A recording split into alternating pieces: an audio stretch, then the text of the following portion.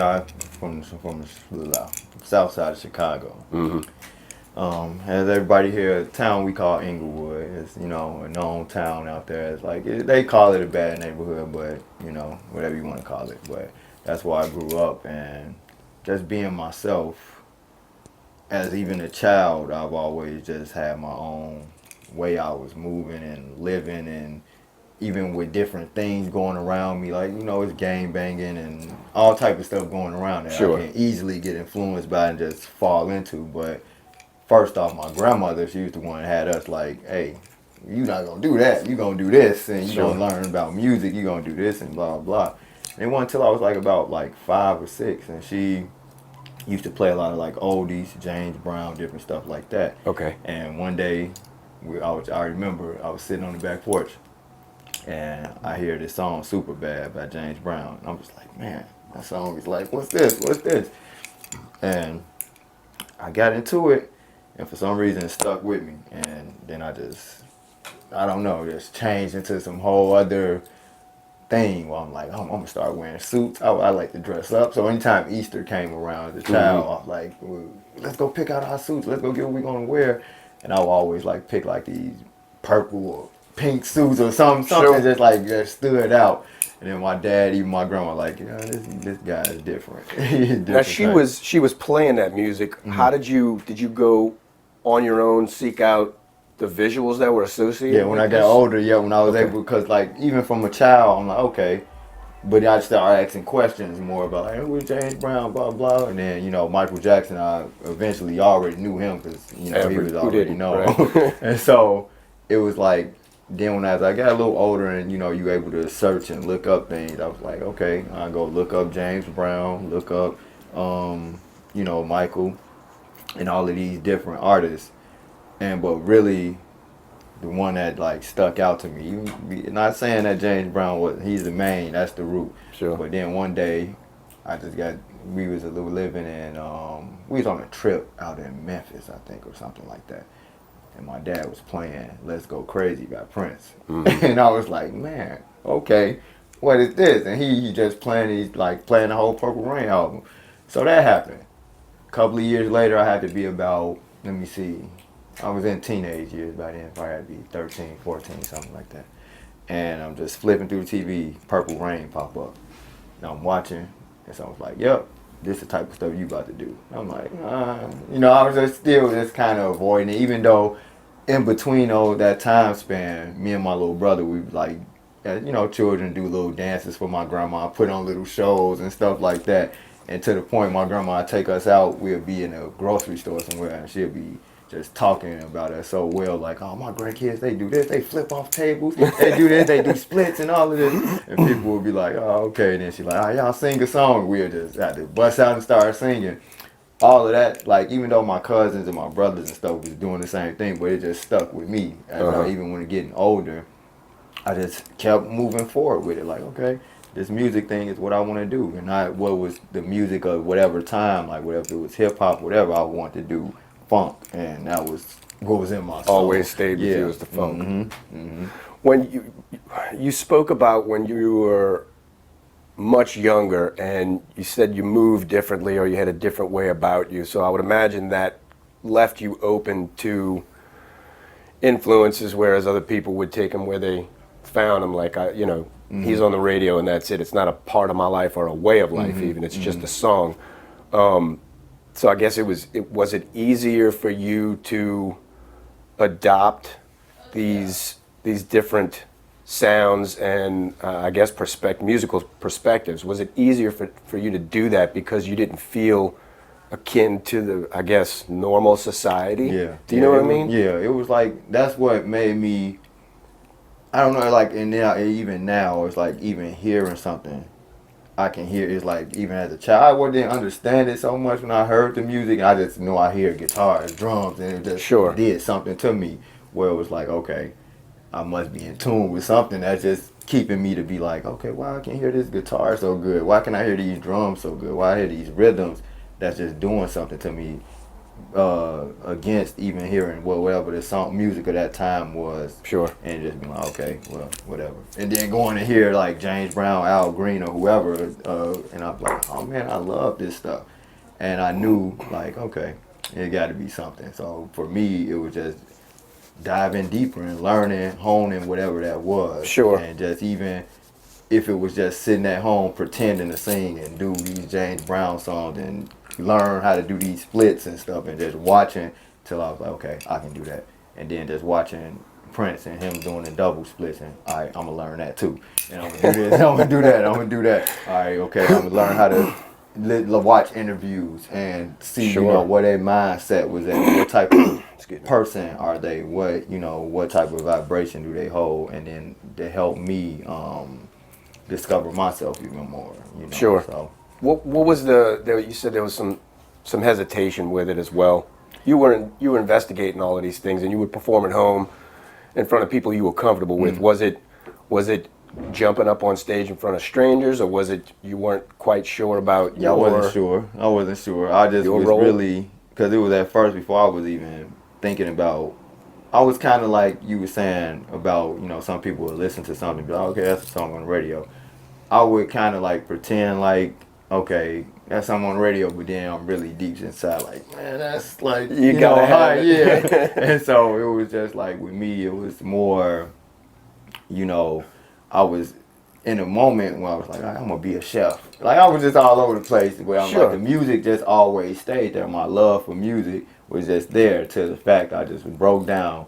I was like, all right, let me stop fucking around and let me do this. Yeah. Like figure out whatever route I need to go to do this, and just keep practicing for no reason.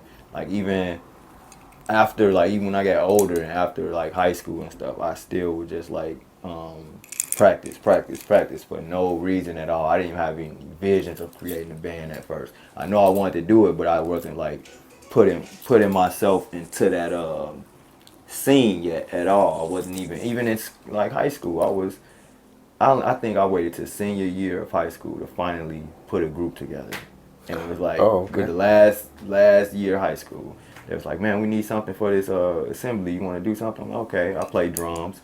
Let me put a drum group together, and we did that. And it wasn't until after when I really got invested and was like, you know what, let me just get to this band thing and figure out how I'm going to make this happen. Well, it takes more, I think, once you realize you want to make it a complete entity onto itself, because you yourself can play piano, or you yourself can play a guitar and things like that, but you yourself realize that that's not the elements of the shows that I'm seeing, so you realize you have to wear a lot of hats quick.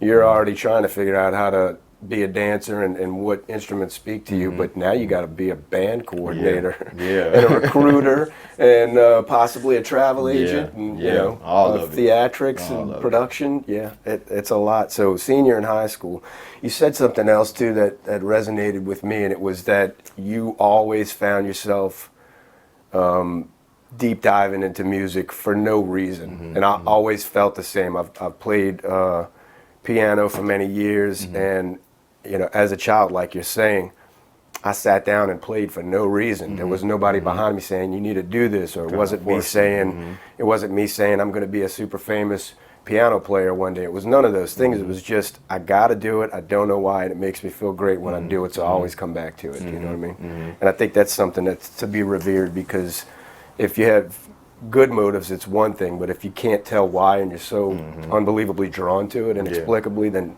you'll never leave it. It'll never leave you. You know? And that's a powerful thing. When you started to become all of these things we're speaking of, you said a senior in high school. At that point, what did you know? Because you had spent a lot of time researching different aspects of these performers. So did you realize what it meant? It meant that you're going to have to go find these people? Yeah, it was like I said, from child to high school, I was it was artists I didn't even mention. Like I was getting into Bob Marley. I was heavy into Bob Marley in high school. And his messages and his music, Parliament, Funkadelic, George Clinton, Carlos Santana. I was just from coming from James Brown to just discover all of these different artists, even Little Richard, and just different artists. I was just watching like, man, okay, they all got a style. It was some connection that I found on later on in life about all these people, or that somebody told me. But all of these different artists, I was just like learning until I was like, let me see. Like I said, after high school. And the funny story was what made me want to start a band was I was like playing percussion at the time. Learned how to play bass. Plus started playing percussion. Was at a block party, I think. Yeah, okay. It was a band playing at a block party. And I walked down there. I had to be, let me see, I was like 17, 18. I just knew I was out of high school in the back living at my grandmother's house. What year we talking roughly? 20, had to be about 2010, 2011 around that time. So I walked down the street. You know, I'm already in my music headspace, but I just didn't, it was time to put action into it. So go to this block party. It's a band playing out there. Older guys, I come out there, I'm like, oh snap. I run back down the street, go get my conga, come back. I'm like, can I play with y'all? They're like, yeah. So I'm just feeling like I'm just snapping. I'm having a good time with them. They playing all these hits and I know them. I'm like, yep. So after I'm thinking we had a magical moment. So I'm like, can I join your band? And they like gave me a card. Yeah. So, you know, probably that Monday I'm calling. Hey man, this is the guy that was playing the percussion. How old are you? I'm 18. Yeah, man, you too young. I got the phone on me. I was like, ain't this about? I was hurt. I'm like, did you really just like hang? Like, you didn't say just come back later and then you just hung up. So I'm like, you weren't never really trying to get me in the band anyway. So I was like, okay. I took that as all right. Let me see what else I can do. At the time, Craigslist was, you know, something that I forgot how I came across Craigslist, but I was like, I'm gonna just put an ad on Craigslist and see what happens. So I put this ad up there. Tamarie, what was I calling? Yeah, Tamarie T, the front man extraordinaire. That's what I put the ad as. 2 people called me. First guy called me. He like, man, I like everything. I like your description of everything. I had no videos, and I just wrote a description like, man, I'm into Prince. I'm into this, like all of the stuff I was into. He like, man, I think you would be perfect to join my band. It's called Space Cowboys, and it was some stupid ass shit. I was like, I was just like, okay, you know. I was like, all right. Luckily, somebody else called me. He like, hello, and I'm like, yeah. He's like, I seen your ad. Are you, you know? He called he said something else. He didn't say my name right at first, which always happens all the time. He's like, actually, I thought you was a woman by the name. I was like, no, my name's Tamarie. I'm a guy. He was like, well, you know what? Still come down. You know, we had a talk. He was like, yeah, we do Prince. We do all of that. We a cover band. We do all of that stuff. I'm like, come down to our studio session and rehearsal and see what you know can do. So, I told my dad, I'm like, man, I want to go to this this audition, but it's on the west side of Chicago. Now, in Chicago, you got the south side, and you got the west side. Now, they both, you know, you got, you know, different neighborhoods, you got, you know, your problems. But the west side to the south side, it was like, oh, no, that's way worse. To the west side, they think the south side. It was just, you know, it's just the same stuff. But so my dad like, man, on the west side, I'm like, yeah, I need to go do this. I just got to go. So, which my family have always been supportive of what I was doing. Like my grandma and dad, I used to blast music 24/7, and nobody really told me turn that stuff off. Like sometimes they'll tell me turn it down, but majority of the time I would blast music. But since I was playing like oldies and stuff like that, they didn't mind. Yeah. So he drive me to this building. It was called the Chocolate Factory. I remember the big old rehearsal space on the west side. He like, man, this spot don't look like it's a space. I'm like, we looking at it. He like, you sure? And I at the moment, he like, you just want to go home? And I thought for a minute. I'm like, nah, I gotta go in there. So the guy come. I'm thinking they sent somebody downstairs. So I'm thinking it's the guy who I was talking to on the phone. So I'm like, oh yeah, his name was Professor. I'm like, Professor? He like, nah. He's like, I'm Fred. I'm just one of the singers, but we're gonna take you upstairs. So since it's Craigslist, I'm already looking like, man, what the? You know, I'm thinking it's like some fishy stuff, but I'm like, you threw yourself to the wolves with this. Yeah, I'm like, I'm gonna still go up here and see what's happening. So go up the steps, walk in the room. There's a band up there. They, you know, doing their thing. They playing. I'm like, okay, cool. Like a 4 or 5 piece band. I sit in the cut and just was sitting in the back. And I remember I had like this gold silk shirt on with this fedora on, just sitting in the cut looking at them. And it's like, all right, what songs you know? I was like, well, I know I Want to Be Your Lover by Prince. I know Jungle Love by The Time. I was just naming all these songs. They're like, oh, we know all of that. All right, come on, get up here and do, what was the first song we did? We did this song by The Time called Gigolos Get Lonely Too. So I just get to singing the song. They're like, okay. Then they're like, oh, you know Jungle Love? I'm like, yeah, we do Jungle Love. And I get to just do the song, get to dance and hit the splits. I just went all out. Okay. After I stopped, they looked at me and was like, man, this ain't even an audition. We want you in this band. And I was like, all right, let's do it.